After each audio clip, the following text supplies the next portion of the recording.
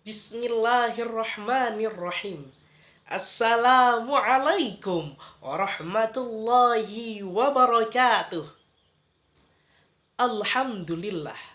Alhamdulillahilladzi ja'alal Indonesia daulatan mukhtalifah wa amaranakum bil ukhuwah. Assalatu wassalamu ala nabiyyir rahmah wa ala alihi wa sahbihi wa mawalah, amma ba'd.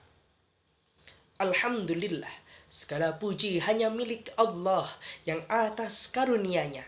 Hingga detik ini kita masih dapat merasakan nikmat sehat, sehingga kita masih dapat melaksanakan aktivitas kita sehari-hari. Salawat beriringkan salam, semoga tetap terlimpah curahkan kepada haribaan kita Nabi besar Muhammad Sallallahu Alaihi Wasallam, yang atas berkat jasanya lah kita dapat merasakan Islam pada hari ini. Hadirin rahimakumullah, Allah Subhanahu wa Ta'ala telah menciptakan di dunia ini keragaman masing-masing bagi negara itu. Terkhusus negara kita Indonesia, 286 juta penduduk Indonesia, dari Sabang sampai dengan Merauke, yang terdiri dari suku, bangsa, agama maupun bahasa. Ini adalah suatu kekayaan negara kita yang harus kita lestarikan, harus kita kembangkan, yang akan nantinya menjadikan kemajuan bagi bangsa kita di masa depan. Namun, kita melihat realita pada hari ini, masih banyak perpecahan, masih banyak perselisihan antar bangsa maupun antar agama etnis yang ada di negara kita. Ini adalah suatu hal yang buruk yang harus kita cegah dan harus kita hentikan mulai detik ini. Karena apa? Sebagaimana firman Allah dalam Quran surah Al-Hujurat ayat 13. Allah Subhanahu wa Ta'ala mengatakan, A'udzubillahi minasyaitonir rajim. Bismillahirrahmanirrahim. Ya ayyuhan nas, inna khalaqnakum min dzakari wa untha wa ja'alnakum syu'uban wa qabaila lita'arafu. Al-ayah. Hadirin rahimakumullah, ayat ini menjelaskan bahwasannya Allah Subhanahu wa Ta'ala telah menciptakan kita manusia dari seorang laki-laki dan juga seorang perempuan. Kemudian Allah jadikan kita berbangsa-bangsa dan juga bersuku-suku untuk saling mengenal.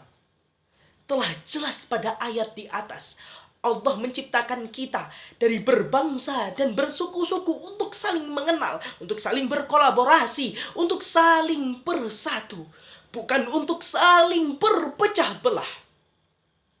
Jelas hadirin, keragaman yang ada di negara kita harus kita jadikan suatu pelopor bagi bangsa kita untuk bisa terkenal dan juga menjadikan negara Indonesia menjadi negara yang paling nomor satu. Perpecahan bukan yang harus kita utamakan, tetapi perdamaian, toleransi antar umat yang harus kita jaga.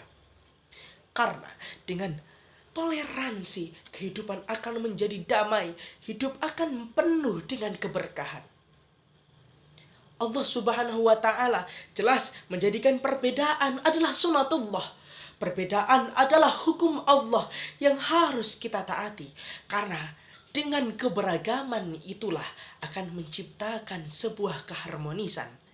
Jelas, jika hanya ada umat atau golongan yang sama, maka tidak akan pernah terjadi adanya kolaborasi dan adanya kemajuan. Maka kita harus bangga dengan perbedaan.